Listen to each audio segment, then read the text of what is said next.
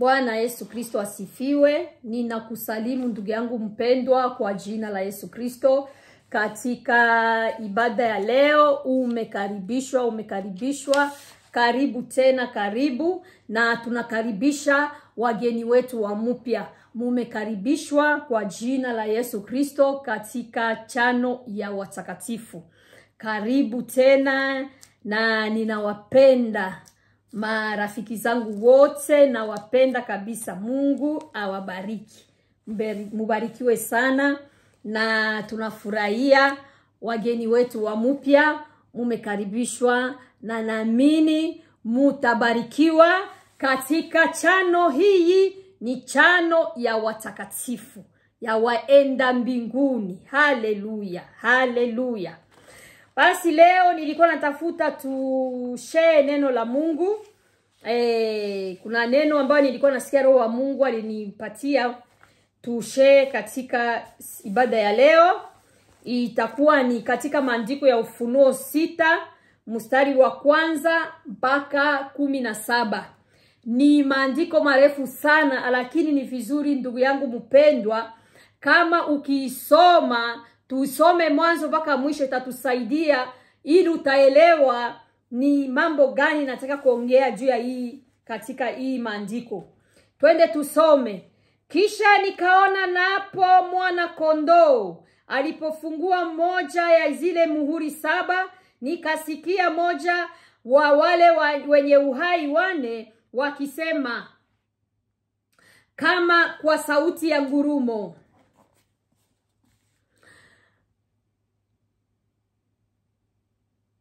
akisema kama kwa sauti ya ngurumo, njoo. Nikaona natazama farasi mweupe, na yeye aliyempanda anautaka akapewa taji, naye akatoka akishinda tena apate kushinda.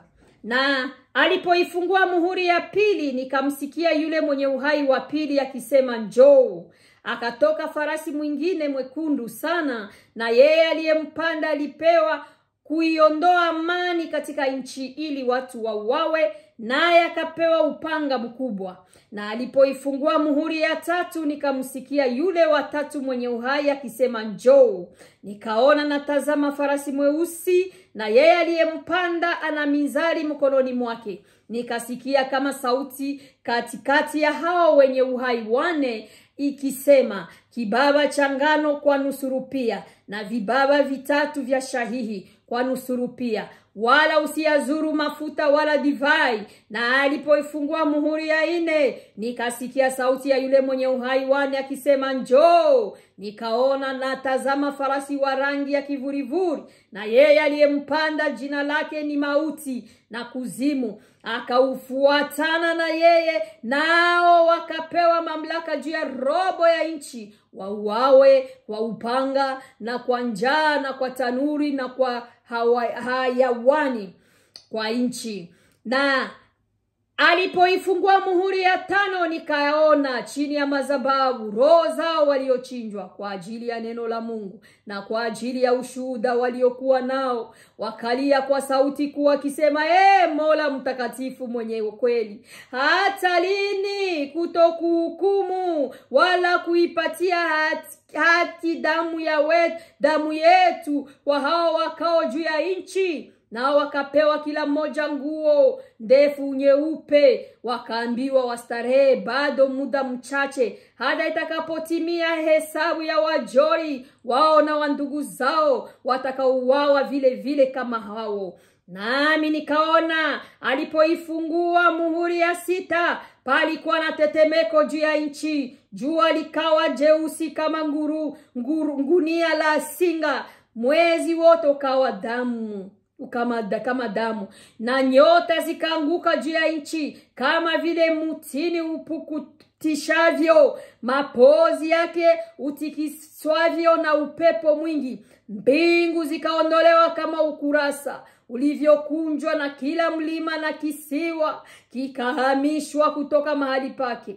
Na wafalme wa dunia na wakuu na wa majemadari na matajiri na wenye nguvu na kila mtumwa na muungwana wakajificha katika pango la chini ya miamba ya milima, wakiambia milima na miamba, tuangukie tusitirini mbele za uso wake yeye aketie juu ya kiti cha enzi na hasira ya mwana kondoo. Kwa maana siku hiyo kuu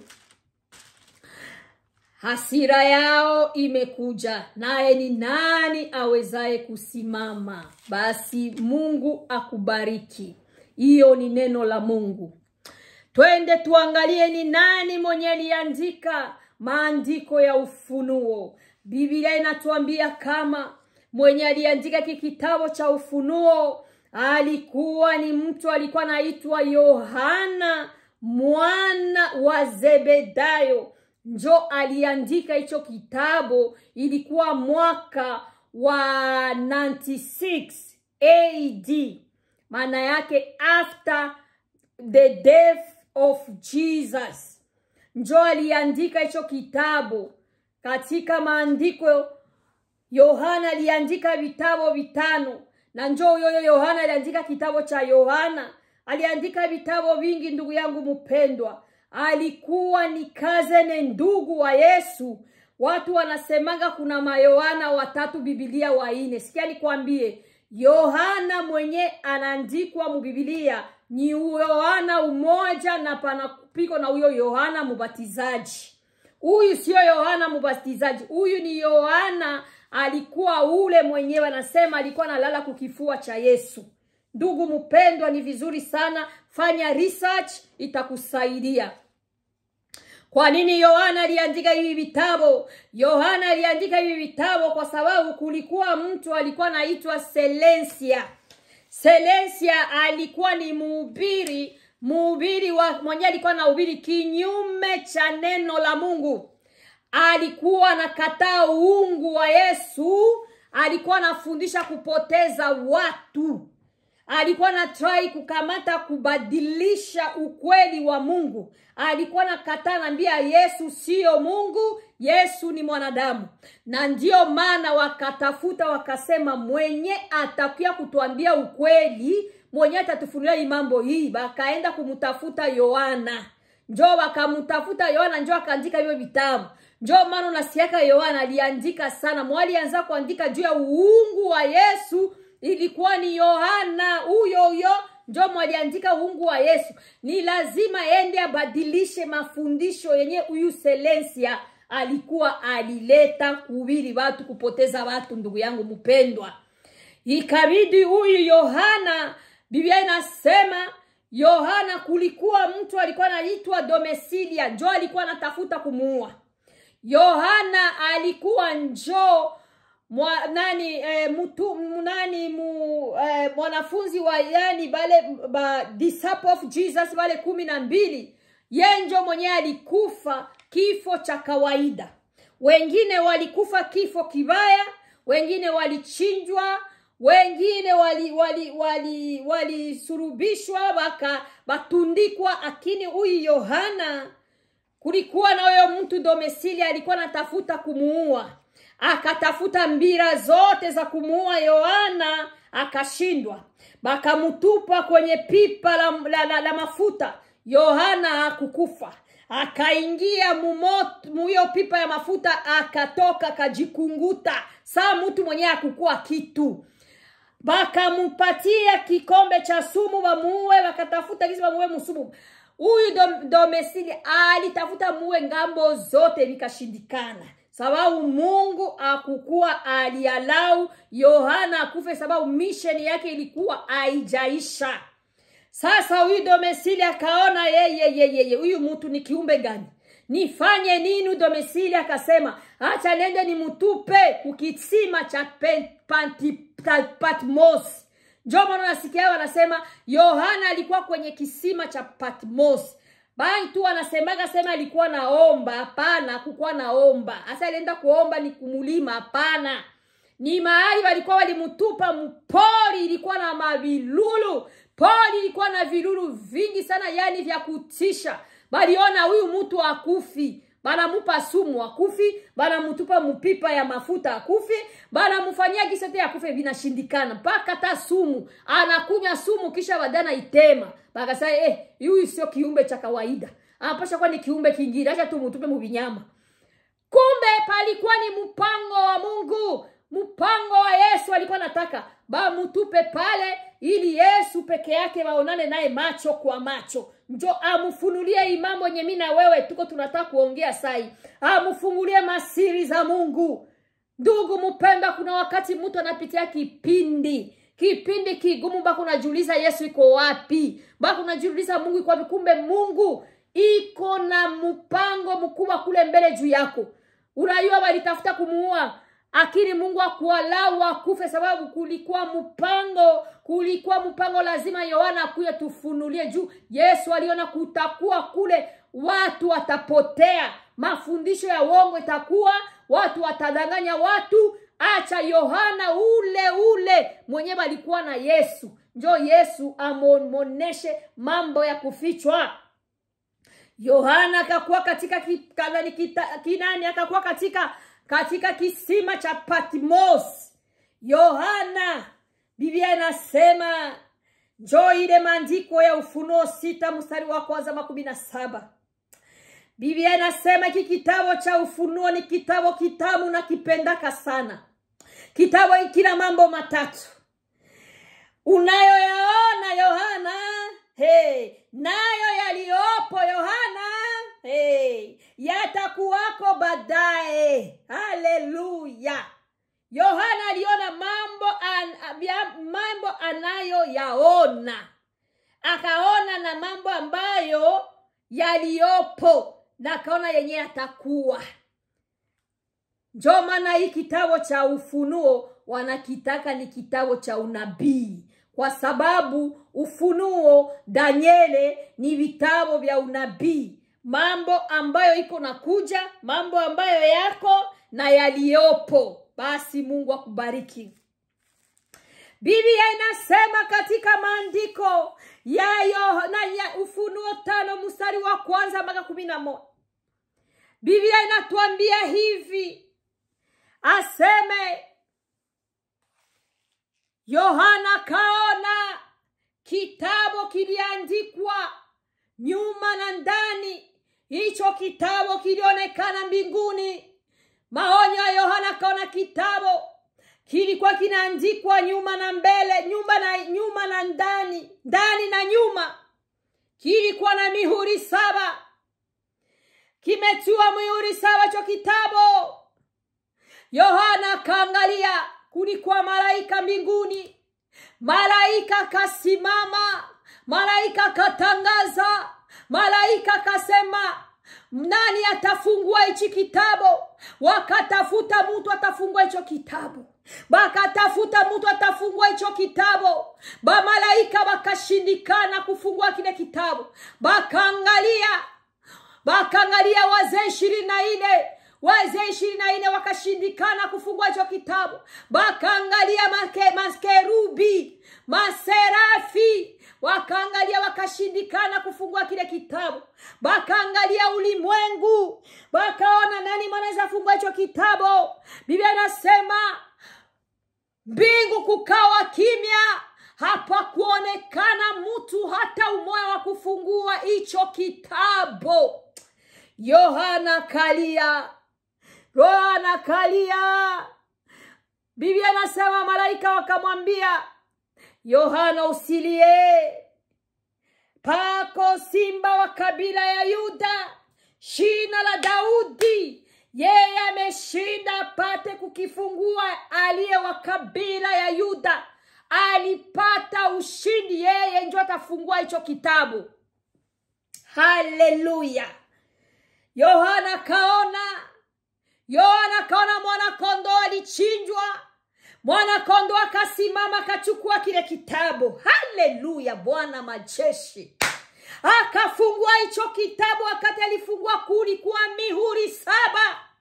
Yohana kaona mihuri 7.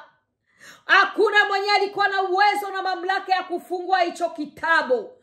Dunia ikaonekana mtu wowote, mbinguni ikaonekana mtu wowote. lakini kulikuwa mtu anaitwa Yesu Kristo. Ndio alikuwa na uwezo wa kufungua hicho kitabu na hiyo mihuri 7. Haleluya. Sikia mamlaka ya Yesu Kristo. Biblia inatuambia seme katika maandiko ya Ufunuo sura mstari wa kwanza 10 mpaka 17. Aseme wakati Yesu alifungua ile mihuri 7, akafungua muhuri wa kwanza, kukawa nini? Muhuri wa 7 kukaonekana farasi mweupe. Wakati ule farasi mweupe alionekana, kulikuwa mtu alikuwa anapanda ile farasi, akapewa mamlaka, alikuwa na taji, akapewa ashinde na apate kushinda ulimwengu. Ndugu mpendwa, huyu mwenye alikuwa anapanda ifarasi nyeupe ni Antikriste. Ndugu mpendwa, ndugu yangu, hii ni ujio. Ndio maana leo nataka kuongea juu ya ujio wa Antikriste, ujio wa shetani. Biblia inasema seme walimupatia mamlaka tawale, bakampa mamlaka ashinde na apate kushinda. Ni Antikriste ndugu. Ndio maana nakwambia vitu vyote vyeupe haviko vitakatifu. Alikuwa anafanana mtakatifu, anakuwa anafanana kama anakuwa kusaidia ulimwengu, anakuwa anaonekana kama anakuwa kuleta amani duniani. Kazi ya mpinga Kristo atakuja kufanya kama anakuwa kuleta kumaliza vita, kuleta kupunguza vita, manjaa, kuleta amani kimya duniani. Ndio maana Biblia nasema alikuwa na farasi nyeupe. Itaonekana huyu Antikrista anakuja kusaidia ulimwengu, kumbe anakuja kuangamiza ulimwengu, kumbe anakuja kudestroy, kupoteza ulimwengu, nafsi za watoto ya Mungu. Biblia inasema seme bakamupa mamlaka tawale. Itakuwa ni wakati wake wa kutawala ulimwengu huyu. Itakuwa ni wakati ambayo mnyama watamupatia mamlaka atawale duniani hii. Wakati wake wa kutawala. Ndugu mpendwa, ndugu yangu katika Kristo, Antikriste kazi yake kuna kia kufanya. Hii mihuri 7 ilikuwa inaongea juu ya ujio wa Antikriste. Makazi atakia kufanya, kazi atakia kutenda ulimwengu. Atakuya kukamata. Biblia nasema Daniel alimuona ule mnyama. Daniel akaona wanyama 4. Wanyama Daniel sura ya 7 mstari wa kwanza mpaka 28. Inasema Yohana akaona mafarasi. Yohana aliona mafarasi, Daniel akaona wanyama. Wanyama wanatoka baharini. Ndio maana kitabu cha Daniel na kitabu cha Ufunuo ni vitabu vinaongea juu ya kuja kwa Antikriste, juu ya ujio wa mpinga Kristo. Inaongea, ni vitabu vya unabii. Daniel wakati aliona, akaona wale wanyama. Biblia nasema hao wanyama, Daniel akazofika sana. Daniel akasikia roho inamuuma sana, akababaika sana. Daniel aliona mambo yenye itakuya, mambo yenye kunakuya katika ulimwengu. Daniel wakamwambia Daniel, wewe hiyo mambo naona, Daniel iandike upige muhuri. Lakini wakati tatokea hii mambo, wewe Daniel hautakuwa.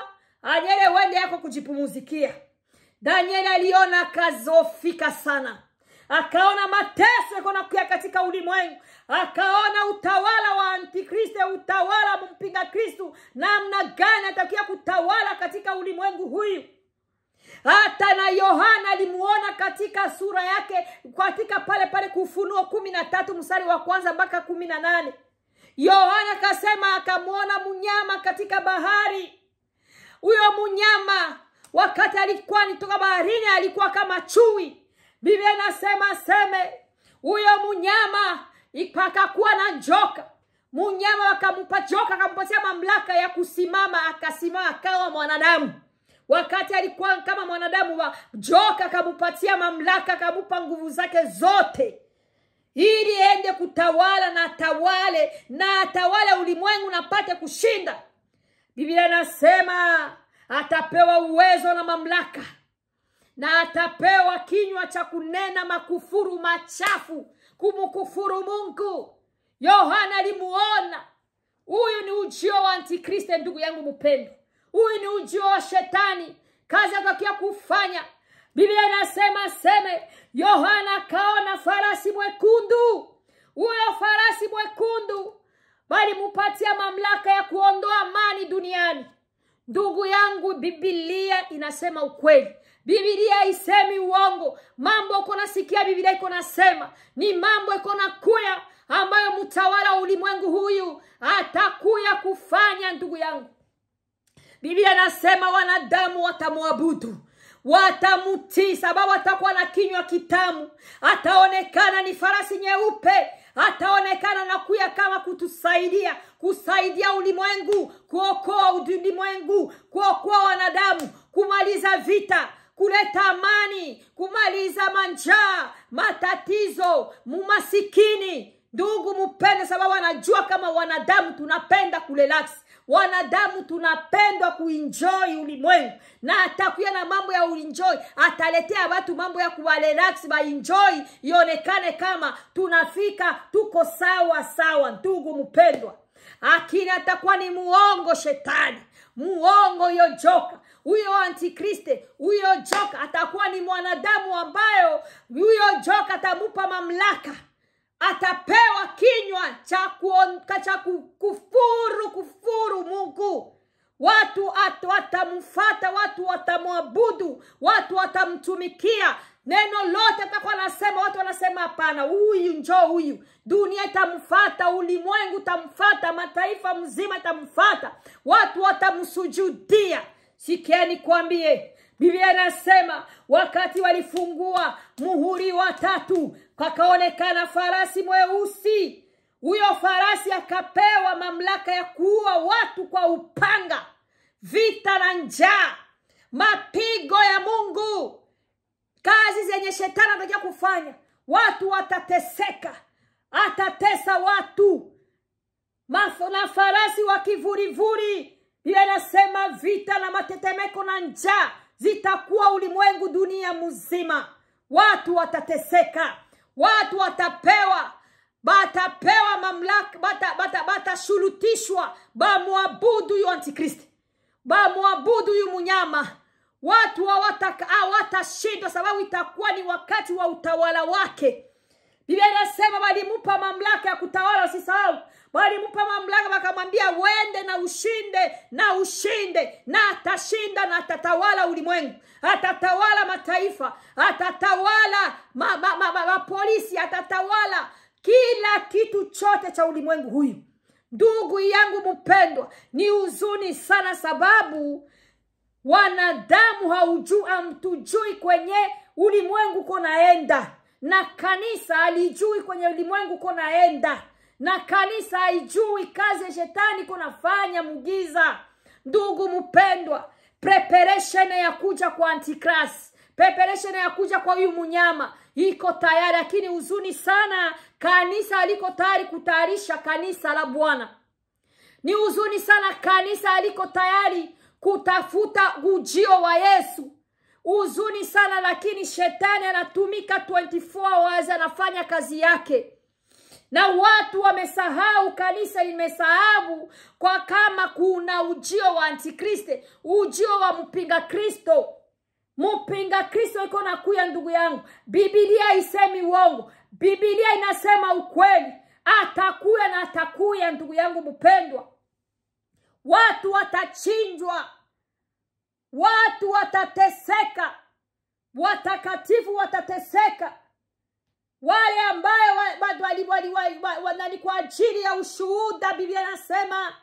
Lakini nakuya kukwambia, kunaye ambaye alishashinda na alishamaliza yote. Kunaye ambaye mwenye mamlaka, mwenye uwezo, mwenye nguvu. atashinda. Ndio maana atakuya kupiga ulimwengu, sababu mapigo lazima ikuye. Mungu atakia kujilipisha kisasi. Atajilipisha kisasi kwa wale wenye ambao wanakatara kumtumikia. Atajilipisha kisasi kwa wale ambao wanapenda mambo ya dunia. Atajilipisha kisasi kwa watumishi wao wanapenda kutumikia mambo ya ulimwengu, vitu vya ulimwengu. Lazima mupatie Antikriste nafasi. Kuna mtu aliniuliza akanambia kwa nini Yesu anaacha Antikriste akuye kutesa watoto wake na anatupenda.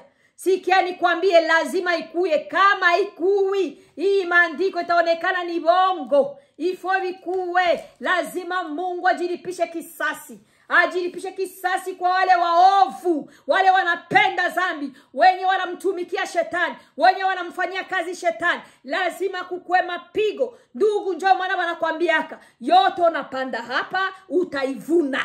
Hauwezi ivuna kule mbele. Lazima uvune hapa hapa.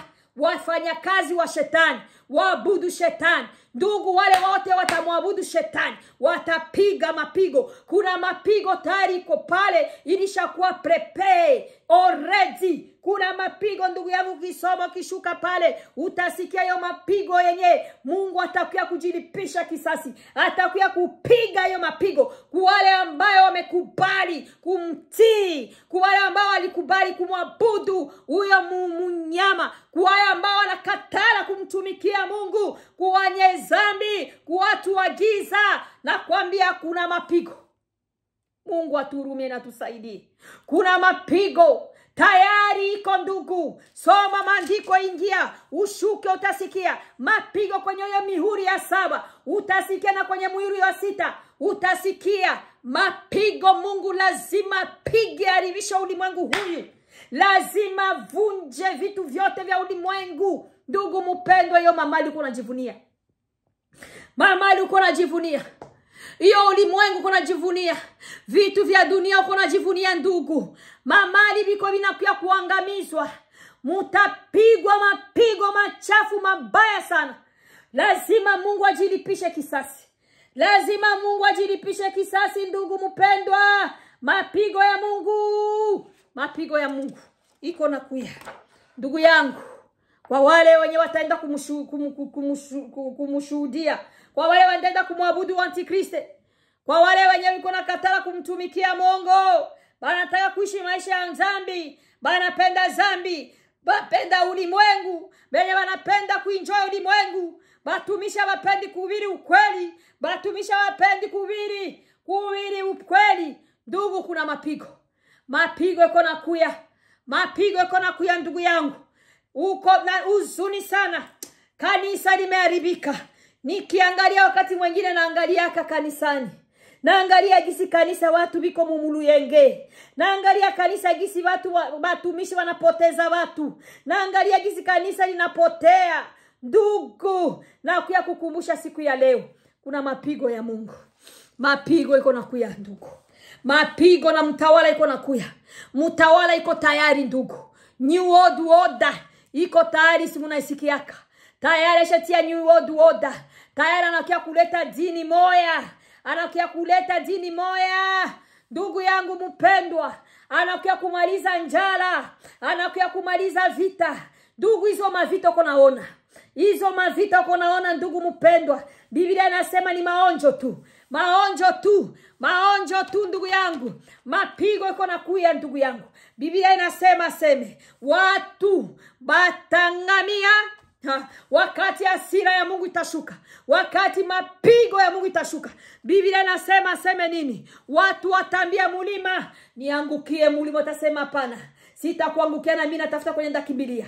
Watu wataenda kujificha kwenye milima. Wataenda kujificha kwenye mashimo. Watu watakimbia matajiri, wafalme wa ulimwengu, mambo ya watu wa ulimwengu watakimbia katika juu ya ile hasira ya Mungu. Mungu atuhurumie sana. Ni huzuni kanisa sana. Huzuni, natia huzuni sana. Kanisa la Bwana.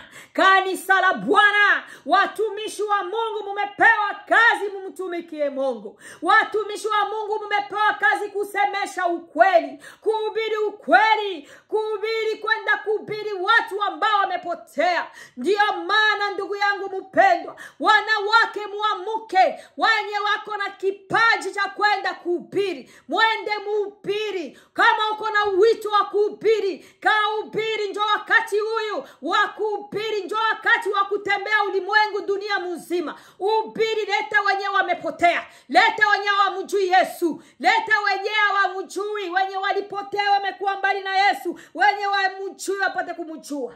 Uhubiri ni wakati wa kusimama. Kanisa ni wakati, dunia ni wakati wa kusimama. Wakati ambayo mpinga Kristo, mtawala wa ulimwengu, anataka kutawala. Ndugu, utakuwa wapi? Kanisa mtakuwa wapi? Batumishi ya Mungu mtakuwa wapi? Batoto ya Mungu mtakuwa wapi? Mkristo utakuwa wapi? Waimbaji mtakuwa wapi? Waombaji mtakuwa wapi? Wakati mtawala taachiliwa, ndugu, haiko mbali. Mtawala anataka kuachiliwa kutawala ulimwengu huyu. Lazima akia kutawala ndugu, atatawala. Lazima Yesu ajilipishe kisasi. Iko na uhubiri kila siku, anaongea naita watu kila siku, watu wanakataa kumsikia. Lakini akia kukumbusha ndugu yangu, usisahau mtawala na akia kutawala. Na tayari preparation yote amekuwa tayari. Bakubalisha mutarishia mahali tayari ndugu. Mpinga Kristo haiko mbali, atafika. Sasa ndugu yangu, roho yako itakuwa wapi ndugu yangu? Wakati mtawala atatawala, hapatakuwa kanisa tena. Utakimbilia wapi? Watu watakimbilia kanisani. Watu watakimbilia kutafuta watumishi, watawapata. Watu watakimbilia neema, watakuta neema imekimbia. Watu watakimbilia kukamata Biblia, watakosa Biblia. Biblia itakuwa tena ina samani ndugu. Neema itakuwa itaisha, sababu itakuwa ni wakati wa mtawala.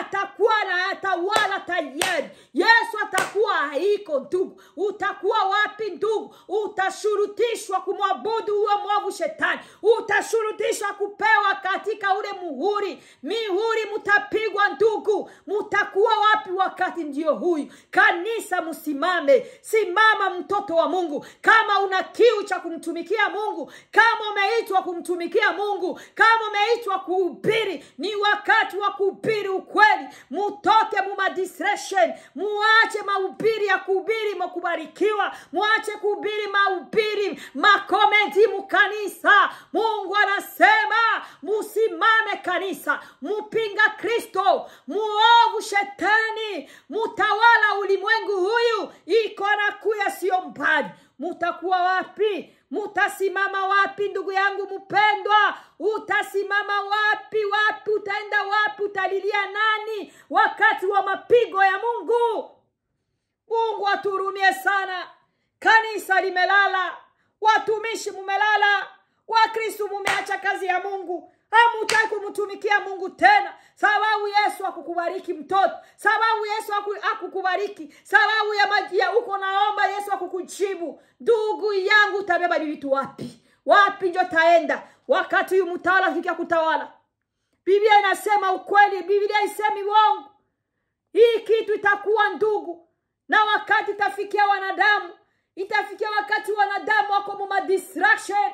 Itafikia wakati wanadamu wako wanatafutana na mambo ya ulimwengu. Huzuni sana. Neema njoo hii ndugu. Ubiri, fanya kazi ya Mungu. Kama ulikuwa ulianguka, simama tena. Kama ulikuwa uliacha Mungu, simama tena. Kama ulikuwa hujui Mungu, okoka. Okoka, okoka, okoka. Njoo wakati wa kuokoka huyu. Njoo wakati wa kumrudilia Mungu. Njoo wakati wa kupokea Yesu kuwa mwokozi wa maisha yako. Mupatie Yesu maisha yako ndugu, kama uyaokoka. Mtawala iko na kuya, mtawala iko tayari. Mtawala iko tayari, kiti chake cha enzi kiko tayari kuikala kutawala ulimwengu. Utakuwa wapi? Biblia inasema watamupa mamlaka. Atakuwa na mamlaka na uwezo. Atakamata ulimwengu mzima. Ataongoza ulimwengu mzima. Atakamata nafsi za wanadamu wote. Utakuwa wapi ndugu yangu mpendwa wakati huyu mtawala tatawala? Neema itakuwa shaisha. Neema njoo hii sasa. Ndugu mpendwa, jitahidi. Jitahidi Mkristo, mtoto wa Mungu, jitahidi. Ishi maisha utakatifu. Ishi maisha ya kumpendeza Mungu. Kanisa muhubiri juu ya utakaso. Kanisa muhubiri juu ya kuja kwa Masia. Kanisa muhubiri juu ya dhambi. Mwache kuhubiri watumishi wa Mungu. Kuhubiri mabaraka. Kuhubiri mutainuliwa, mutashushiwa. Kuhubiri. Munahubiri nini ndugu? Yesu Kristo anakasirika, anaangalia ulimwengu, anasema ni mtume nani? Watu wako busy. They are very busy. Hakuna wakati, hawana wakati. Huzuni sana sababu kanisa limesahau. Kabisa. Kanisa lioni mahali ulimwengu naenda. Kanisa lioni mahali kwenye dunia inaenda. Kanisa lioni mahali kwenye dunia wanadamu wanakwenda. Kanisa limesinzia, limelala. Kanisa lioni nafsi ya watoto ya Mungu kwenye zinaenda. Tunaenda pabaya ndugu mpendwa. Mungu atusaidie. Ulimwengu uko naenda kupabaya sana. Ulimwengu uko naenda mahali pabaya. Nafsi za watoto ya Mungu wengi wataangamia. Ulimwengu uko naenda pabaya. Kanisa lenda pabaya. Ulimwengu uko naenda kuanguka. Kanisa uko naenda kuanguka. Na mapigo ya Mungu iko na kuya juu ya kanisa. Lazima Mungu apige hiyo mapigo. Mapigo ya Mungu itashuka. Mapigo ya Mungu itashuka kwa wale wanaabudu miungu. Mapigo ya Mungu itashuka kwa wale wenye watamwabudu munyama. Mapigo itashuka wale wenye watamsikia munyama. Mapigo ya Mungu itashuka kwa watumishi watamshuhudia, watamuabudu munyama. Watumishi wanamtumikia munyama. Mapigo ya Mungu iko. Utakuwa wapi? Roho yako itakuwa wapi? Siku ile utalia, utatafuta msaada, utaupata. Siku ile mtumishi mwenye uko na mtumikia huyo munyama, utatafuta Yesu au utampata. Utalia, utapata msaada. Ulimwengu utakuwa ni ulimwengu wa huzuni. Kutakuwa kilio dunia mzima. Yesu atawasikia. Yesu atasikia. Ulimwengu talia. Ulimwengu tamtafuta Yesu. Ulimwengu tamkumbuka Yesu. Watu hawatamusikia. Yesu atawasikia. Atakuwa ishafunga masikio yake. Kwa sababu itakuwa ni wakati munyama tatawala. Wakati njoo huyu ndugu. Unamulilia Yesu anakusikia. Wakati njoo huyu ndugu unafanya dhambi. Yesu Kristo anakusamehe. Neema inaisha. Wakati munyama tatawala. Munyama kitawala, neema itakuwa hakuna wakulilia. Yesu atakusikia. Hakuna. Ndugu yangu, ndugu mpendwa, kanisa la Bwana msimame. Kanisa la Bwana muinuke. Kanisa la Bwana simama, mumtumikie katika roho na ukweli. Kanisa la Bwana mumfanyie kazi ya Bwana. Mutumike kwa bidii kanisa la Bwana. Mufanye kazi kwa bidii kanisa la Bwana. Tunaelekea mahali pabaya. Kanisa naelekea mahali pa kusulubishwa. Kanisa naenda kuelekea mahali. Oh Yesu Kristo Bwana majeshi. Kanisa, angalia gisiba Kristo biko na uwawa. Angalia ndugu mpendwa, kuna mainchi zenye wa Kristo wako na uwawa. Uko naona ndugu mpendwa, uoni kama ni madalili. Hiyo yote ni mwanzo wa machungu ndugu. Wakati unafika kanisa itasulubiwa. Wakati kanisa itafika itateseka. Wakati kanisa itateseka na Wakristo watateseka. Sababu munyama, hiyo yote ni makazi za munyama. Bako wanamutayarishia njia ya kuya wakati wa munyama tatawala ulimwengu huyu. Ndugu, yo munyama atakuwa ni mwanadamu. Mwanadamu ndugu yangu, shetani ana mwili. Hawezi, hakuna giza tafikia mwanadamu. Lazima afikie atengeneze mwili ambayo huyo mwili ushakuwa tayari, ushatengenezwa tayari. Na kuambia huyo munyama tayari iko ulimwengu huyu. Yo, Huzuni sababu watu hawajui. Kanisa lijui. Kanisa linalala sababu hawataki kujua. Kanisa hawataki kujua. Kanisa munyama ameshakuwa ulimwengu. Iko ulimwengu hapa. Ni wakati tu muda tunjwa na ngoya na subiri. Bamupe mamlaka. Bamupe mamlaka kama hizi farasi mesema. Farasi ya nyeupe walimupa mamlaka na uwezo wa kwenda kushinda na kutawala, na atatawala na tashinda. Hakuna mwenye atakuwa na akili kama yeye. Hakuna mwenye atakuwa na mamlaka kama yeye. Sababu itakuwa ni mamlaka ya joka. Malaika mwenye alitupwa mbinguni atamupa mamlaka yake. Sasa ndugu mpendwa, uko wapi? Roho yako itakuwa wapi wakati mtawala atakuya kutawala ulimwengu huyu? Uzuri uko nao uko najivunia, mali yako uko najivunia. Ulimtumikia shetani miaka mingi, utaona mapigo ya Mungu. Ulimfanyia kazi shetani miaka mingi, utaona. Shetani hapanaki, shetani ni muongo, ni muongo. Uzuri sana juu kanisa la Bwana. Watu wamelala, kanisa limelala, watumishi wamelala. Mungu atusaidie. Ndugu, wakati njoo huyu.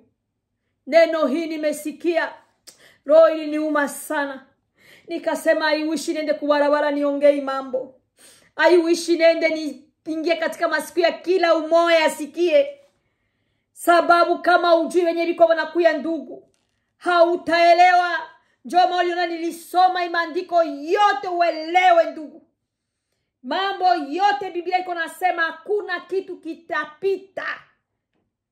Munani muimbaji anasema neno la Mungu halitapita. Vitu vya dunia vitapita, lakini neno la Mungu halipiti.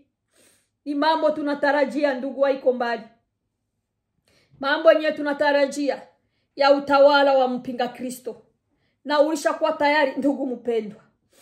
Dalili za mtawala wa mpinga Kristo zimekuwa. Angalia dalili za huko Israeli. Angalia madalili za munyama. Angalia madalili za kujengwa kwa kanisa. Hiyo yote ni madalili zenye zilisemekana ndani ya Biblia. Ndugu mpendwa, tuko kumwisho. Tuko kumwisho ndugu. Tujitahidi. Tengeneza maisha yetu. Ni wakati wa kutubu. Ni wakati kanisa litubu. Ni wakati wa Kristo watubu. Ni wakati wa kumtumikia Mungu. Kama umeitwa, simama uende ubiri. Simama uende ushuhudie. Simama tuende tumtumikie Bwana. Tuende kumfanyia kazi yake. Ndugu yangu, Mungu atusaidie sana. Ni huzuni sana. Biblia inasema ukweli, haisemi bongo. Basi Mungu akubariki. Mungu akusaidie. Mungu atupe mwisho mzuri kuliko mwanzo. Tusiwe vilalo. Ndio maana naombaga Mungu kila siku nisikwe kilalo. Na ubiri watu akili na mie siku ya kuja kwa Masia. Mungu ananiambia toka, ondoka, sikujue. Mtumishi wa Mungu na usikwe kilalo. Mtumishi wa Mungu tusimame. Hakuna raha yoyote itakuwa ulimwengu wakati mtawala atakia kutawala. Hakuna chochote chenye tutakuwa yake, ni mateso tu. Kwa nini unataka kubakia wakati wa mateso? Kwa nini unataka ubakie ndugu yangu mpendwa katika wakati wa utawala wa mpinga Kristo? Kutakuwa amani kweli? Hakuna amani. Mungu atusaidie sana. Basi Baba, nakuja mbele zako. Naenda kuacha neno hii. Yesu, asante kwa hii neno umenipatia. Baba, mimi peke yangu singeweza. Nakushukuru sababu Mungu, mimi sina damu ya mtu hata umoja. Umenipa hii neno niseme Baba. Umenipa hii neno nilete Kristo. Ninamwombea huyu mama, huyu baba, ninamwombea mtumishi wako, naombea watoto yako. Penye walianguka wasimamishe Kristo. Neema yako, huruma, msamaha wako ushuke juu yetu. Tuguse Bwana, gusa watoto yako Mungu. Baba, benye biko mu majaribu, benye biko mu vita, benye biko na magonjwa, Jesus uwasaidie Kristo. Tusaidie mfalme, tusimame, mwisho wetu uwe mzuri kuliko mwanzo katika safari ya kwenda mbinguni. Hakuna mwenye anataka wake mwili ulimwengu. Hakuna mwenye anataka tawaliwe na huyu mwovu shetani. Lakini tunataka tutawaliwe na wewe Yesu. Na tudumu na wewe milele na milele. Na tuende tutawale tuikale Yesu, tusaidie. Yesu, jaza watoto yako nguvu. Simamisha wenye walianguka. Simamisha makanisa zako. Simamisha watumishi yako Kristo. Benye Baba biko mu mavita na majaribu. Benye wanapigwa usiku na mchana kwa sababu ya neno lako la ukweli. Kwa sababu ya kazi yako Kristo, wasaidie, wajaze tu nguvu Kristo. Bawezeshe Mungu. Benye walianguka wasimame. Benye hawakujua wakujue Kristo. Baba, tuna mwana za kutusaidia ulimwengu huyu. Majaribu iko mingi, vita miko mingi. Kanisa linapigwa vita usiku na mchana. Inuka jemadari, tembea Yesu, okoa maroza watoto yako. Tembea ulimwengu mzima, dunia mzima Baba. Ongea na watoto yako, acha neno Yesu lende wakosesha amani. Gusa mioyo yao Yesu Kristo Bwana majeshi, ili tukue tayari na tubadilike Mungu. Na kushukuru Yesu. Thank you Jesus, thank you Lord, thank you Father. Na kushukuru Baba na kuinua. Asante, wewe ni Mungu na utendera kwa Mungu. Ndugu mpendwa, basi Mungu akusaidie, Mungu akubariki. Tujitahidi ufalme wa mbingu. Tujitahidi tuishi maisha utakatifu. Tuendelee kutubu usiku na mchana. Juu sababu neema iko. Tuishi maisha ya kujitenga na dhambi. Tuishi maisha ya kujitenga na ulimwengu, na vitu vya ulimwengu na mambo ya ulimwengu. Basi Mungu akubariki. Ubarikiwe sana.